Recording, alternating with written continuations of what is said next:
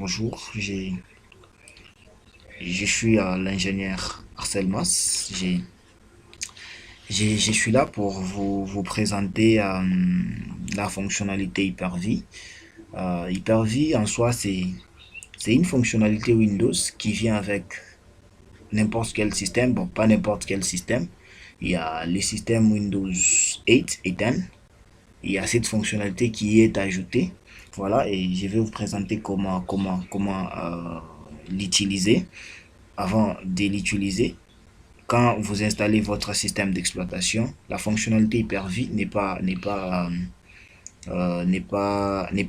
activée. Pour activer avant de l'utiliser, vous allez dans panneau de configuration, panneau de configuration. Vous allez dans panneau de configuration, vous allez sur désinstaller un programme. Vous avez votre côté gauche, activer ou désactiver des fonctionnalités. Vous entrez là. Alors vous allez un peu patienter. Vous voyez directement, il y a la fonctionnalité Hyper-V. La fonctionnalité Hyper-V, chez moi, elle est activée parce que je l'utilise déjà. Chez vous, si elle n'est pas activée, vous n'aurez qu'à cliquer sur cette histoire ici. Et puis vous faites OK. Et puis vous aurez qu'à redémarrer votre ordinateur. Et puis la fonctionnalité sera activée. Après tout ça, vous allez, pour maintenant l'utiliser, vous allez entrer dans par recherche. Vous faites Hyper-V. Hyper-V, voilà, vous avez gestionnaire Hyper-V. Vous y entrez. Après avoir accédé, vous aurez à, après avoir accédé, vous aurez à créer une nouvelle machine. Vous faites là, nouveau. On vous demande ordinateur virtuel. Voilà. Au lieu de créer votre machine virtuelle avec VirtualBox ou n'importe quel logiciel, vous avez la fonctionnalité sur votre système directement. Vous avez, avant de commencer, vous lisez tout ça. Moi, j'ai déjà lu et je confirme. Voilà. Et vous n'aurez qu'à donner le nom de votre ordinateur. Prenons l'exemple, je donne ça, moi, selon moi. Fait suivant, vous aurez à choisir la génération des machines après avoir lu tout ce qui est là. Moi, j'ai choisi la première génération, je fais suivant. Et là, je détermine la capacité de la RAM de ma machine virtuelle. Elle sera de combien? La mienne sera par exemple de 2048 mégaoctets, qui est 2 gigas de RAM. Voilà. Je fais suivant. Si vous voulez, vous pouvez mettre 1024, ça dépend de vous. 1 giga.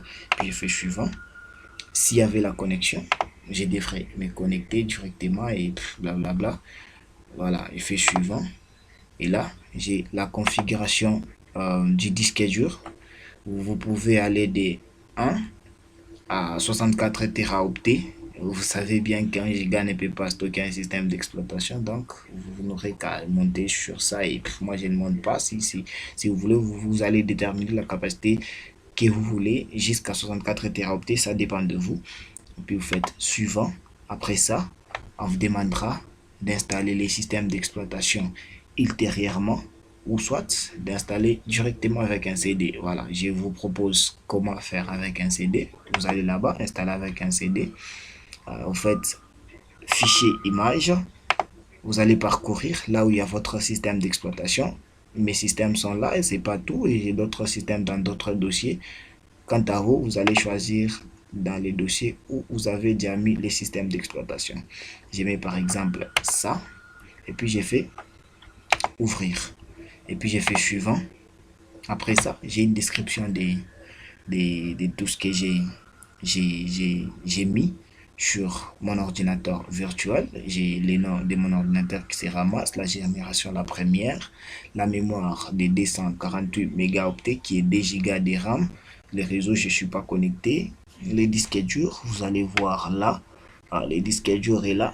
Et là, c'est les systèmes d'exploitation que j'ai mis, les Windows 7. Voilà. Puis j'appuie sur terminer directement.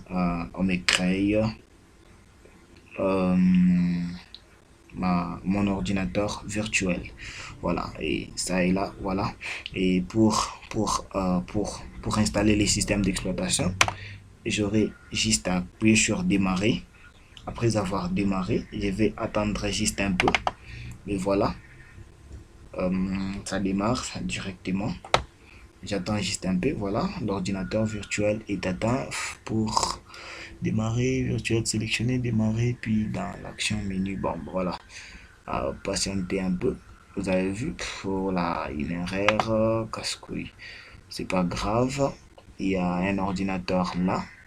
Il y a, attendez, il y a ça. Je vais, euh, voilà. Je vais éteindre cette histoire ici.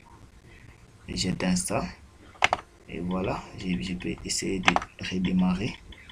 Voir si ça peut aller. Bon, c'est pas grave. Au moins, je vous ai déjà montré l'essentiel. Ça m'affiche ça parce que j'ai fait un autre tutoriel où j'ai montré comment créer une autre machine et la vidéo est un peu compliquée. Bon, c'est pas grave. Quand même, je vous ai déjà montré l'essentiel. Merci beaucoup d'avoir suivi cette vidéo. Je vous demande de vous abonner sur ma chaîne YouTube et d'activer la petite cloche pour des nouveaux tutoriels. Voilà, je vous demande de liker ma vidéo. Voilà, c'est tout. Merci beaucoup. Ciao.